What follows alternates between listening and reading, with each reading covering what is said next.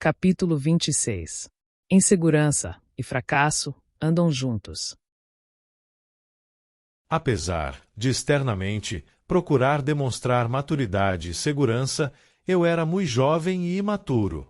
Ademais, pelas posturas, formação familiar e as possíveis expectativas dela para comigo, logo me caiu a ficha. A ficha de que mais cedo ou mais tarde eu precisaria assumir um compromisso a mais com aquela linda e maravilhosa moça.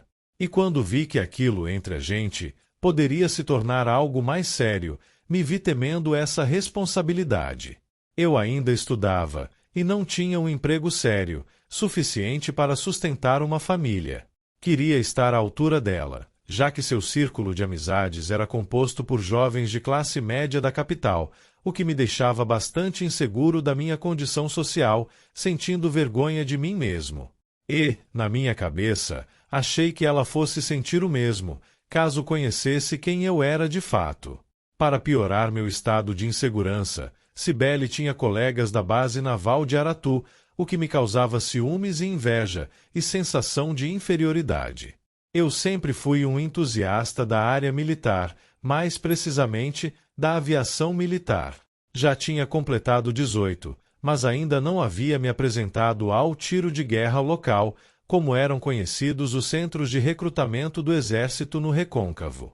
Inclusive, por essa razão, ainda não havia passado pelas águas batismais, pois o regulamento interno da minha denominação só permitia batizar os jovens, após estarem quites com serviço militar obrigatório.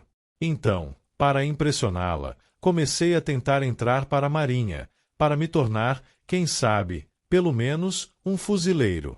Como os militares possuíam estabilidade financeira, aquela profissão poderia me oferecer a segurança necessária para assumi-la futuramente, sem medo.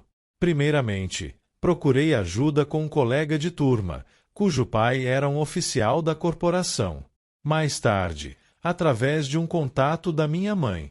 Acontece que ela prestava serviços domésticos para alguém que trabalhou na base naval e que prometeu que me daria uma forcinha com alguém lá de dentro.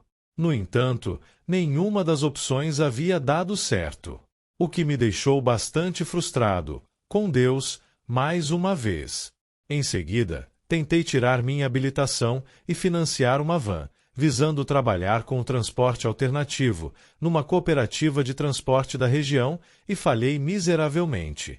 No processo, gastei recursos que não tinha, o que acabou me deixando numa situação complicada com todos aqueles, amigos e parentes, que aguardavam o resultado dos meus planos, abalando ainda mais a minha autoestima.